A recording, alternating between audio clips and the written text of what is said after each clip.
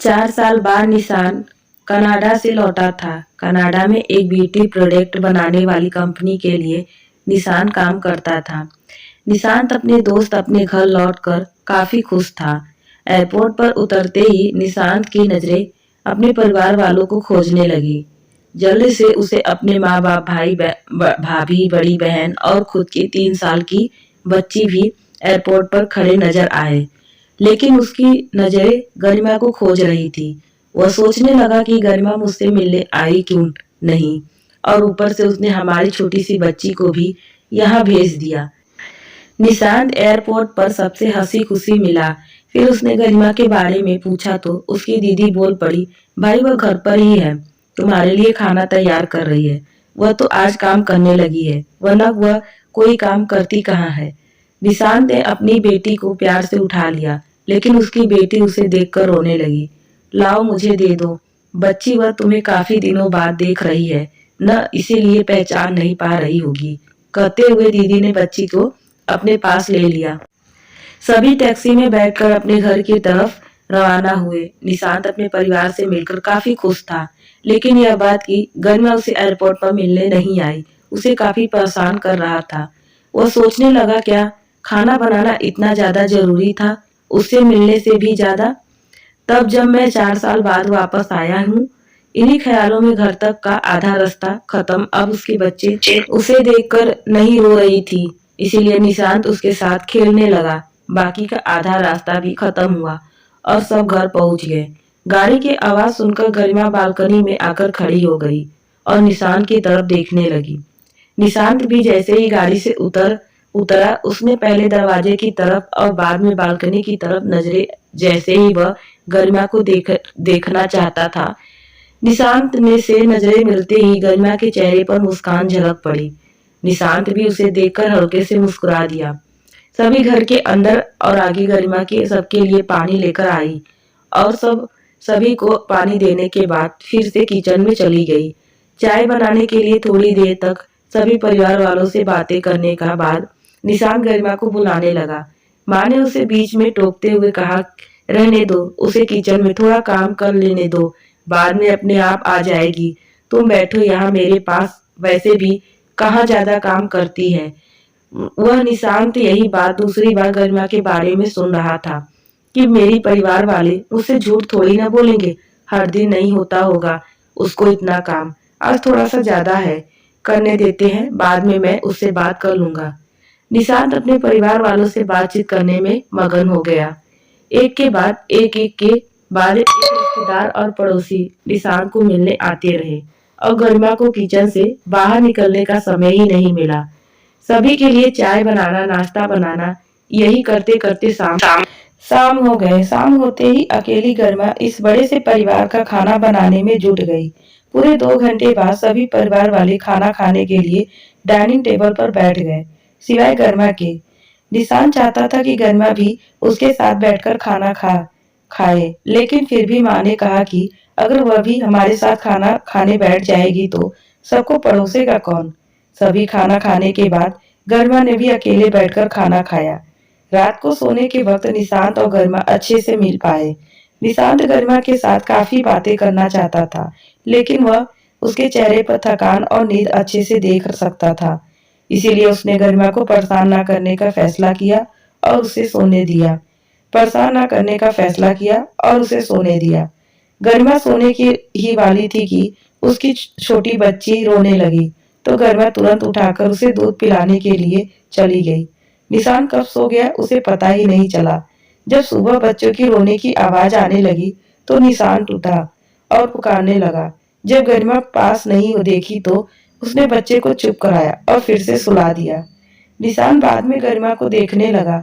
गरिमा उसे फिर से किचन में ही मिली, जो सुबह सुबह ही जल्दी उठकर घर वालों के लिए चाय नाश्ता की तैयारी में लग गई थी।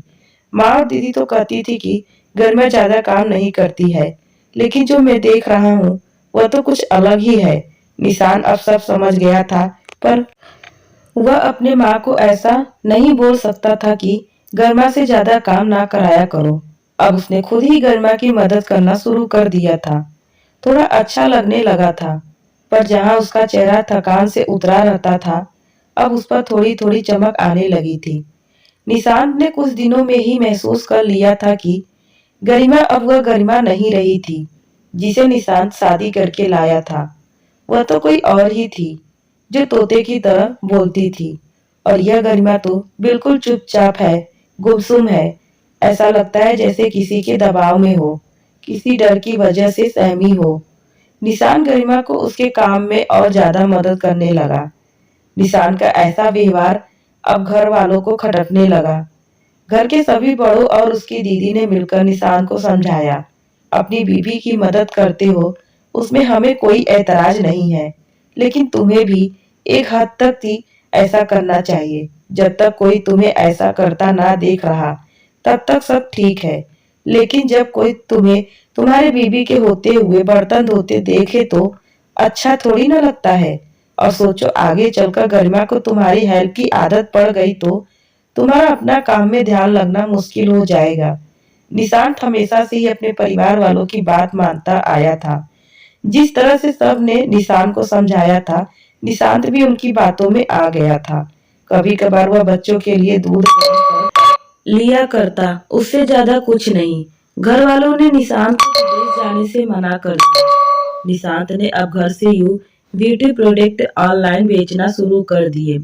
उसका परिवार भी अब बढ़ गया। अब उसे 2 बेटियां और 1 बेटा था। दोनों बेटियां स्कूल जाने लगी थी, लेकिन बेटा अभी भी छोटा था। जितना निशांत कमाता था, उतना सबके लिए काफी ना था। काफी सोच विचार करने के बाद निशांत ने यह फैसला किया कि वह अब गरिमा के साथ शहर में जाकर रहेगा, जहां पर गरिमा भी काम कर पाएगी। घर से ही अपनी ब्यूटी प्रोडक्ट बेचना शुरू रखेगा। इस तरह से वह अपने पैसों की तंगी को पूरा करेगा। परिवार वालों ने भी निशांत को इजाजत दे दी। निशांत चाहता था कि माँ भी उसके साथ रहे। माँ बड़े भाई के साथ रहने लगी। शहर में अब गरिमा नौकरी करती और निशांत घर से ही ऑनलाइन अपने प्रोडक्ट बेचता। कई साल ऐसे ही बीत गए। गरिमा घर का काम और बाद में बाहर का काम करके पहले से भी ज्यादा थकी थकी रहने लगी। परिवार वालों को निशान के दिमाग में डाली बातें अभी भी उस पर असर करती थी। वह यहाँ पर भी गरिमा का हाथ नहीं बटाता करता। निशान अब दिन रात अपने प्रोडक्ट बेचने में ही मशहूर रहता। कभी कभी गरिमा उससे कहती कि मुझे अच्छा नहीं महसूस हो रहा है, मुझे डॉक्टर के पास ले चलो।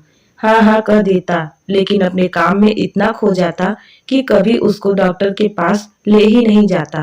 गरिमा तो बीमार थी, लेकिन एक बार निशान बहुत ज्यादा बीमार हो गया। इतना बीमार हो गया कि उसे अस्पताल में भर्ती करवाना पड़ा।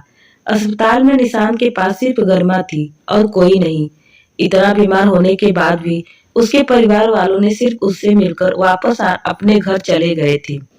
उसका सहारा बनने के लिए, उसकी तकलीफ बांटने के लिए कोई भी उसके साथ नहीं था।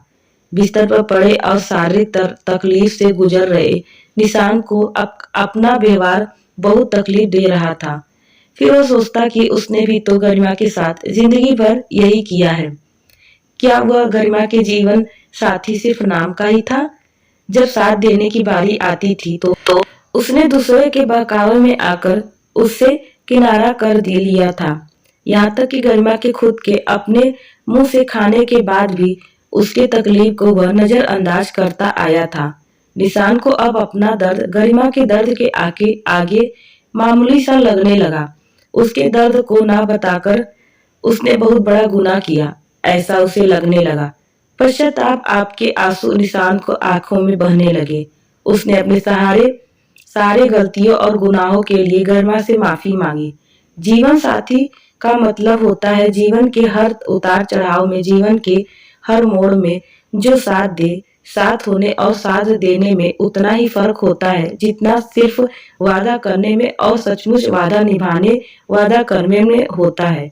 दोस्तों, एक पत्नी का दर्द भरी कहानी के पति के दृष्टिकोण से हमने बताया। इस कहानी को पढ़कर किसी भी पति पत्नी के अपने जीवन साथी के प्रति व्यवहार सुधर जाएगा। कहानी कैसी लगी हमें दोस्तों कमेंट में जरूर बताइएगा। अच्छी लगी हो तो हमारे चैनल को प्लीज सब्सक्राइब और वीडियो को एक लाइक जरूर करिएगा। धन्यवाद।